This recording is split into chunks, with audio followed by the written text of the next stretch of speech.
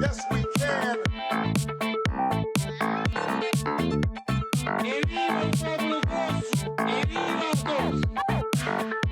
Je vous demande de vous arrêter. Je crois aux forces de l'esprit. Bonsoir et bienvenue, vous êtes au bon endroit, au bon moment, pendant le 20h sur France 3 Corse via Stella, évidemment. Dans une lettre à nos petits-enfants, publiée en 1930 et dont la réédition est actuellement en librairie, John Maynard Keynes imaginait le capitalisme en 2030. La croissance aura permis d'éradiquer la misère, la société connaîtra l'abondance et le temps de travail sera fortement réduit. Ce texte imagine une véritable rupture avec un capitalisme exacerbé où l'argent est tout. Ce qui est intéressant de la part d'un libéral, mais d'un libéral foncièrement attaché à la justice sociale. Il nous reste encore quelques années pour voir si les prédictions de Keynes s'avèrent exactes ou totalement utopistes. Les titres de votre 20h.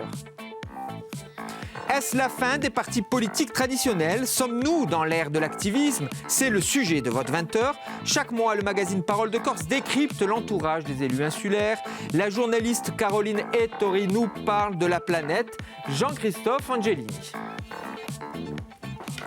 Bonsoir, ma chère Caroline. Ça va bien? La bise du showbiz. N'est-ce pas? Non, pas entre nous. Non, j'exagère pas, la bise du showbiz. Non, c'est pas touché. Non, c'est vrai. Nous vous retrouvons dans le magazine Parole de Corse et sur Corsica Radio. On va poursuivre dans notre collaboration avec le magazine et un focus cette semaine sur la planète. Jean-Christophe Angelini, président de l'ADEC, un président très politique. Oui, hyperactif, diront même certains, et pragmatique avant tout. Quels sont ses partenaires, Jean-Christophe Angelini ? Alors, mais outre évidemment le président du conseil exécutif Gilles Timmermans, on peut citer Josefa Giacometti, qui est conseillère exécutive en charge de la formation. Et la majorité territoriale essaie de mettre en place des filières économiques très intégrées, qui partent donc de la formation, et je dirais donc de Josefa Giacometti, jusqu'à la création d'emplois, d'entreprises et de valeurs ajoutées.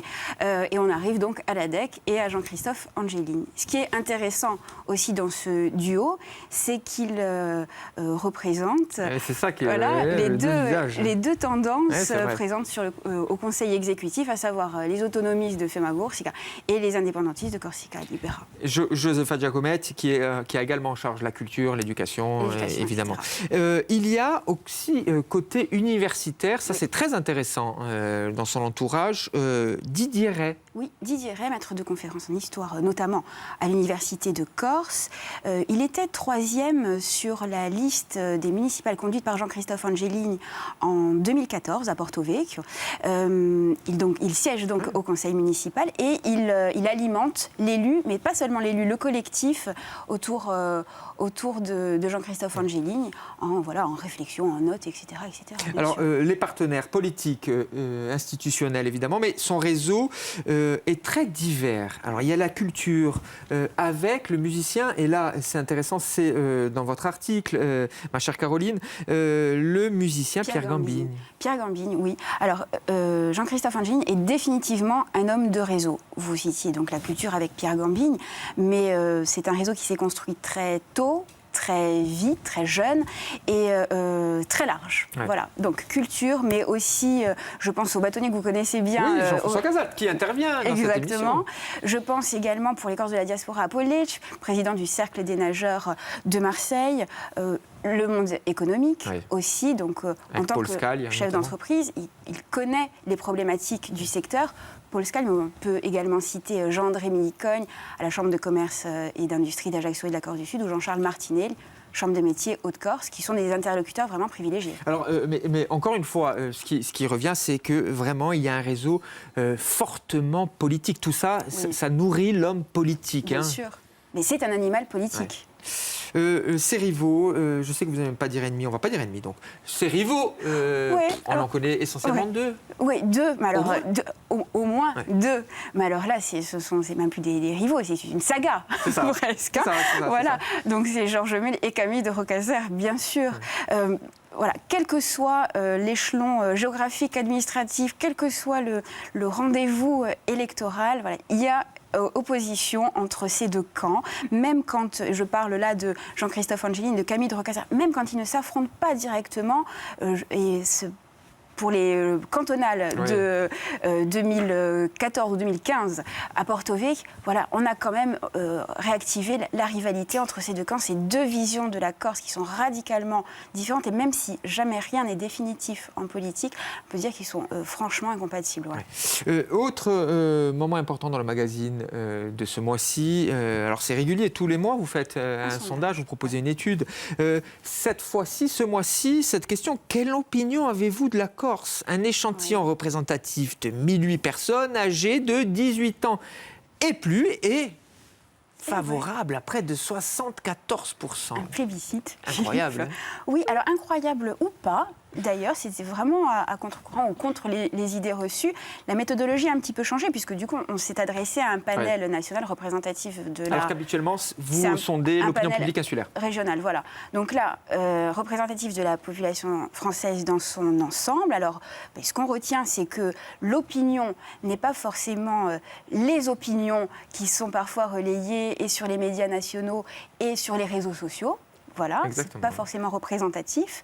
Que le message qui est ressenti par nous comme étant extrêmement négatif par ces mêmes médias et réseaux sociaux, peut-être qu'il est reçu tout à fait différemment parmi la population, là en l'occurrence continentale. Et si on veut aller plus loin dans l'enseignement si on cherche les détails du panel, on peut dire que les plus jeunes, les moins de 35 ans, sont 80% à avoir une opinion extrêmement favorable de la Corse, contre 26% d'opinion défavorable pour les 50 ans et plus, et que les deux grandes familles politiques, droite et gauche, respectent la répartition 3 quarts, 1 quart, favorable, défavorable. Donc, ça va. Donc tout va bien. Tout va bien. C'est à retrouver dans le magazine Parole de Corse de ce mois-ci. Merci beaucoup, ma chère Caro. On va te retrouver.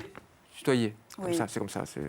On va te retrouver évidemment assez souvent ici pour décrypter, pour parler de cette belle page, la planète d'un élu et des sondages aussi, parce que les sondages ne sont pas morts. Non. Tu vois ? Non, surtout pas. Merci beaucoup. Tu restes en coulisses, tu vas écouter certainement le débat. Le débat plaisir. Du soir, création de nombreux groupes de réflexion, démarches individuelles ou collectives hors des structures militantes, des partis politiques. Sommes-nous entrés dans l'ère des campagnes 3.0, autrement dit de l'activisme politique numérique, notamment sur le numérique, la fin des partis, l'ère de l'activisme, c'est le sujet de votre 20h. Bonsoir messieurs, bonsoir. Pierre-Laurent. Jean-Louis. Bonsoir. Alors, Pierre-Laurent Santelli, comédien, militant associatif, activiste culturel, vous êtes connu pour votre engagement en faveur de la défense de notre patrimoine environnemental. Jean-Louis Orlandette, consultant en communication, en audiovisuel, vous avez été à la tête de services communication de collectivités locales. Vous avez également collaboré avec un grand groupe de communication, EuroRSSG. Merci à tous les deux d'être avec moi ce soir. Bonsoir. Alors, la fin des partis politiques, c'est le sujet. Oui, ils sont issus de la base militante. Parfois, ils deviennent premiers secrétaires de leur parti, même président de leur formation politique, voire président de la République. Ils se présentent aux élections et une fois au pouvoir, c'est là où il y a un vrai problème, ils oublient les corpus idéologiques de leur parti. En ce sens, cher ami, sommes-nous aujourd'hui dans une situation telle que c'est la fin des partis politiques. Je pense, vous l'aurez compris, à Emmanuel Macron d'un côté, à Jean-Luc Mélenchon de l'autre, à d'autres également qui se situent plus sur le tissu associatif, le tissu de la vie publique. Pierre-Laurent, allez. Oui, en effet. L'activiste Pierre-Laurent Santelli. Bon, même si on n'aime pas trop ce terme d'activiste, il a une connotation un peu péjorative. Je vais l'expliquer. Mais la fin des partis politiques, je ne crois pas qu'on puisse dire ça. Effectivement, il y a un creuset, un foisonnement qui vient de l'associatif et qui nourrit après le politique. Mais malheureusement, l'associatif et ce creuset-là ne peut rien, est limité fatalement dès lors qu'il n'a pas un relais politique pour porter et transcender tout ce qui vient d'en bas. Et ensuite, comme vous l'avez dit, tout au moins sous-entendu et laisser entendre, le pouvoir corrompt, pour reprendre un peu cette je n'ai rien sous-entendu, mon cher. Ça transpirait. C'est pas faux. Juste, on va donner une définition de l'activisme politique. Alors, c'est une attitude ou une règle de conduite ou un engagement politique qui privilégie l'action directe. En ce sens, vous êtes un activiste. Je sais que vous aimez l'action directe, notamment dans le terme d'environnement. Nous y reviendrons. Cela, très souvent, malheureusement, diront certains, à court terme, par rapport aux principes théoriques du politique, des partis politiques qui visent le long terme et les élections. Jean-Louis, c'est la fin de la structure politique, alors telle que peut-être nous l'entendons au XXe siècle. Alors, c'est la fin, je ne sais pas, c'est probablement un type de renouveau. Ce qu'a très bien expliqué Laurent, c'est le rôle de l'associatif. Et l'associatif fait partie de la vie démocratique d'un pays. Il nourrit la vie démocratique au même titre que les élections, que d'autres systèmes de débat. Par contre, est-ce que c'est la fin? Je n'en suis pas certain. Je ne suis pas certain du tout simplement parce que les partis politiques ont quand même une pratique de la chose politique qui est multiséculaire pour certains. Ils ont les moyens financiers, ils ont les moyens humains, et puis c'est le relais naturel en démocratie. Il y a le vote. On vote pour un représentant politique. Pardon, mais excusez-moi, c'est le relais naturel. Vous trouvez que, alors, si on prend l'exemple en Corse, les mouvements, vous les connaissez bien, Pierre-Laurent, les mouvements environnementaux, sociétaux également, vous avez le sentiment que les partis politiques en Corse sont fait largement le relais. Vous êtes un combattant, un combattant de l'environnement. Vous avez été soutenu par les partis politiques ? Moi, je dirais qu'on n'est jamais assez soutenu et que malheureusement, on peut constater dans tous les domaines, que ce soit dans le social ou d'autres, on a un peu, à un moment donné, une fracture, une cassure entre effectivement ces problématiques sociétales qui sont portées par l'associatif et au-delà, même par le simple citoyen, et malheureusement dont on n'a pas la traduction politique aussi forte qu'on espérerait, et ça pose problème puisque voilà, ça trouve ses limites fatalement. Ça veut dire, Jean-Louis, que les relais ne sont plus, enfin les relais de terrain ne sont plus suffisamment écoutés par les partis ? Mais je ne sais pas s'ils ont été vraiment écoutés à une certaine période. D'accord. Aujourd'hui, c'est plus apparent. Aujourd'hui, la rupture est claire. Mais quand je dis que le parti politique est le relais naturel, c'est en termes d'élection, en termes de traduction politique. Puisqu'un parti doit avoir une vision globale et penser la société en termes d'objectifs, de développement, etc. Le rôle des associations, il est très important, mais il est sur son terrain propre, l'environnement, le social, le culturel, etc. Et c'est un rôle, je dirais, l'association est là pour nourrir le débat.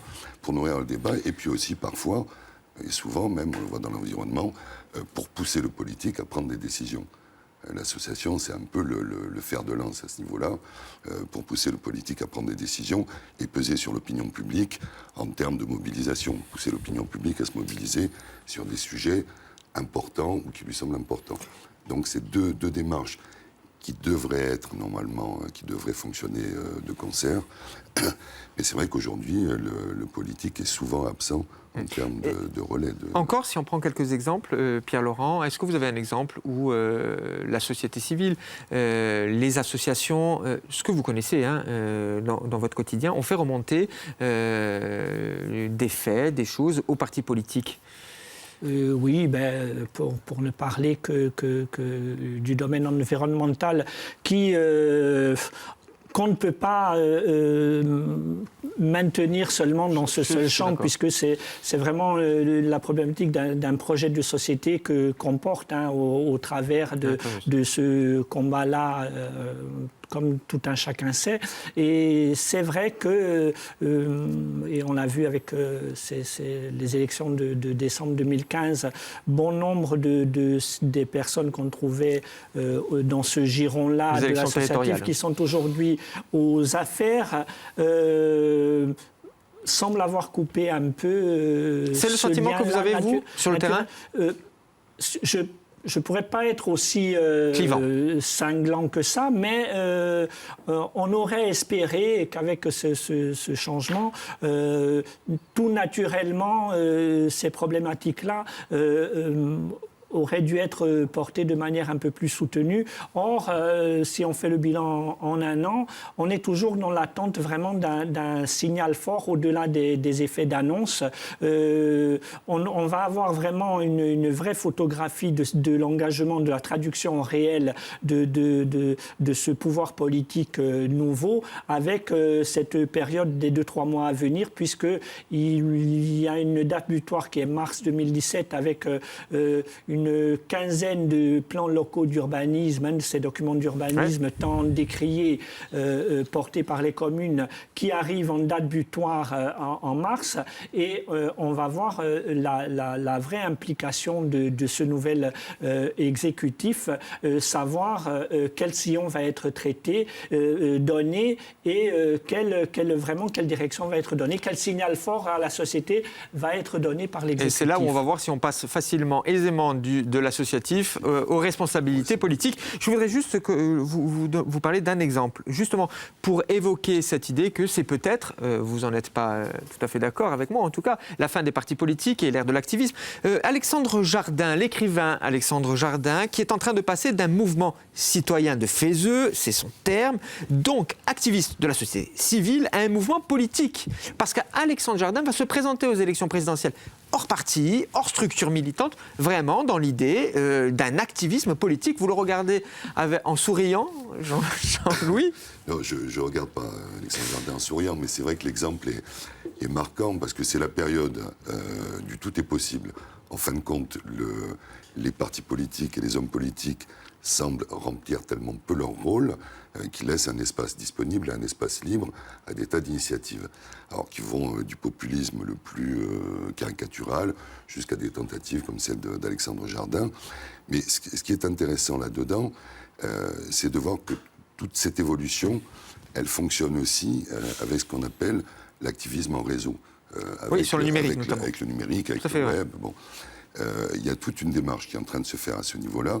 Et j'ai l'impression que, plutôt que de marquer la fin des partis politiques, ça marque une demande de partis politiques. Une demande de partis politiques ou de politique, pardon? Oui, je crois que... C'est la demande de politique, aujourd'hui, dans le système européen tel qu'on le connaît, occidental, et en France, en Europe, elle fonctionne essentiellement à travers des partis. À partir du moment où une association, sur un groupe, décide de franchir le pas, de s'engager sur le terrain politique électoral, de fait, elle se transforme en parti. Voilà, elle fait une proposition, elle fait des propositions qui concernent l'ensemble de la société. Donc c'est vraiment une définition des termes. Et je pense qu'il y a une attente vraiment des gens, des citoyens, d'un retour à une réalité, une vraie présence de vrais partis politiques. C'est-à-dire qu'ils soient à l'écoute, qui prennent en charge l'avenir de la société avec des propositions claires et qui s'engagent sur ce terrain. Non mais regardez en Corse, par exemple, le nombre de think tanks qui se créent, notamment de think tanks dans la mouvance nationaliste. Vous avez été militant toujours, on l'est peut-être un peu toujours, de la cause politique, associatif, activiste, prenez le terme que vous voulez, messieurs, je vous laisse choisir. Mais cette idée-là qu'on fait de la politique différemment, par le numérique peut-être, allez Jean-Louis, je vous l'accorde, mais pas seulement, c'est quelque chose qui doit... Il faut être un peu prudent, puisque, bon... Je le suis jamais. Voilà, il faut tempérer un peu cet enthousiasme, parce que c'est vrai qu'on voit pléthore d'onanistes, autocentrés, fétichistes de leur nombril, là, de ces phagocyteurs un peu opportunistes, qui emplâtrent un peu les réseaux sociaux de formules creuses à longueur de journée. Donc bon, tempérons un peu, même si c'est vrai que c'est un bouillonnement, un foisonnement qui est intéressant, puisqu'on voit émerger, et même notamment dans le domaine culturel, et que c'est un creuset vraiment un vivier dans lequel bon nombre d'idées sortent, et même si elles ne vont pas au-delà, mais voilà, il faut un peu raison garder, et même si ça nourrit le débat, malheureusement, on a beaucoup à jeter là-dedans. Mais c'est un nouveau mode d'expression, effectivement, et il faut s'en servir et en en espérant une traduction au-delà. Alors, les think tanks, ce sont aussi ces groupes de réflexion, parce que c'est le terme anglo-saxon, groupe de réflexion, autrement dit. Alors, activisme sur le web, association à l'avant-garde, nous l'avons dit, engagement associatif ou politique. Je ne vais pas raison garder. Moi, je vais continuer à vous demander, à insister. Est-ce que tout de même, vous n'avez pas le sentiment, vous avez travaillé pendant longtemps dans la sphère communication, vous êtes consultant en communication, vous connaissez bien les stratégies autour des COP politiques, vous êtes un militant associatif, Pierre Laurent, tout de même, vous n'avez pas le sentiment aujourd'hui qu'il y a un désir de renouvellement, mais non pas par les partis, mais par le terrain, par d'autres formes. Prenons 2 exemples. Mélenchon, La France debout, pas de parti politique, même s'il est un petit peu, le Parti communiste est un petit peu, jusqu'à quand ça, on ne sait pas, avec lui. Et Macron. Alors Emmanuel Macron, c'est le principe même de la personne qui n'a pas de... Vous sentez pas là qu'il se joue quelque chose? Est-ce qu'une démarche comme celle-ci peut avoir lieu demain en Corse? Elle peut avoir hors lieu, des partis, hors des partis nationalistes, hors des partis de droite, hors des partis de gauche. Elle a eu lieu avec l'émergence de Issem Bergour, qui a évolué vers FEM et par la suite. Ça a été un peu un conglomérat. Tout de même, non? Oui, ils ne sont pas encore structurés en tant que parti, d'ailleurs. C'est toujours un conglomérat d'organisations. Et d'ailleurs, ils sont toujours réticents justement à franchir le pas et restent dans ce flou-là. Mais ce n'est pas tant le parti politique qui est dérangeant, c'est un peu la perversion qui en est faite avec ce qu'il est devenu, avec cette structure pyramidale à outrance qui ne reflète plus que certains individus et ceux qui pensent coupés de la base et malheureusement justement de la société civile. C'est cette perversion-là qui est un peu plus dérangeante parce que ça devient à la longue ou alors c'est de ces conglomérats dont je parlais qui deviennent des attrape-mouches dont on a du mal à situer vraiment la couleur politique au sens noble du terme, puisque ça va de l'extrême droite jusqu'à la gauche en passant par le centre. Et si on donne si on prend leur discours qu'on le prête à d'aucuns, on serait incapable de savoir qui réellement les tient. Donc entre la droite autonomiste, la gauche corsiste, les modérés, si l'on prend leur discours au-delà des formules creuses et factuelles, bien malin serait celui qui pourrait reconnaître là le vrai du faux. Voilà, on pourrait jouer à ce jeu-là. Quelques secondes pour... Alors là, non, parce que je comprends bien Pierre Laurent, qui a une démarche très précise et une analyse, un jugement très précis sur des faits, par exemple, qui touchent à l'environnement, etc.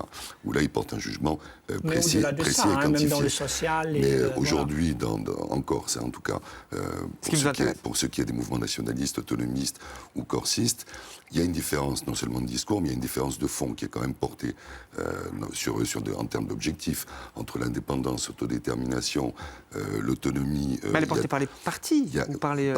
Oui, mais quand on parle de Femmes à c'est quand on parle, voilà. Donc elle est portée de manière claire. Non, la traduction politique en termes de programme, parlons de projet de société, indépendamment de ce cadre qui n'est qu'un cadre. Après, dedans, qu'est-ce qu'on y met? On serait dans l'incapacité de le dire, parce qu'on peut parler d'indépendance. Vous avez un projets de société. Projets de société, en 5 secondes. Ils sont, Corsica Libre, elle a un projet de société qu'elle a détaillé, qui est peut-être pas très abouti, etc. Il en va de même pour le mouvement dit modéré, etc. Alors c'est vrai qu'ils sont pas complètement construits et complètement détaillés jusqu'à les plus petits, les plus petites parties de mais je vous la promets, vie sociale. Mais il y a une construction, on l'aura bien compris. Mais je vous promets qu'on va en reparler. Vous débattrez encore de ces sujets. Vous avez 40 secondes pour répondre à la question du soir, les amis. Est-ce la fin des partis politiques? Sommes-nous dans l'ère de l'activisme? Allez, Pierre Laurent, et après on termine avec Jean-Louis. Je serais presque tenté de dire malheureusement non, même si c'est le passage obligé et c'est ce qu'on peut regretter. Mais il il n'y a pas, notamment en Corse, hein, je ne parle pas d'au-delà, puisqu'on a vu tant en Espagne qu'en Grèce et ailleurs, on a vu l'émergence à partir d'une révolution, d'un magma émergent de la société civile, une prise de pouvoir, notamment en Espagne par Podemos qui est rentré et Syriza en Grèce. Et Syriza en Grèce. Ici en Corse, malheureusement, les choses sont encore figées, tout est sclérosé, malheureusement. Ok, on l'aura compris. Jean-Louis, 40 secondes, répondre à cette question. Sur la fin des partis politiques, on a le même constat. Je ne dirais pas malheureusement, heureusement. Je pense que non, on n'est pas à la fin des partis politiques. Si par parti politique, on entend une structure regroupant des individus partageant une vision, un objectif de société, un développement économique, social, culturel, c'est-à-dire une organisation de la société, on est peut-être dans un renouvellement de la forme des partis politiques. Mais le parti politique, aujourd'hui et en démocratie, il est quand même l'un des terrains d'expression les plus importants et qui est aussi une des garanties, au même titre que les associations, une des garanties du fonctionnement démocratique d'un pays. Donc je pense qu'on est en termes de renouveau des partis politiques. Merci beaucoup à vous deux. Oh, on va vous retrouver sur le plateau de Pendant le 20h, c'est une évidence. Merci à vous de nous avoir suivis. J'espère que nous avons réussi à vous apporter quelques éléments de réflexion sur cette question-là, la fin des partis politiques. Je vous dis à demain, même lieu, même heure, pendant le 20h.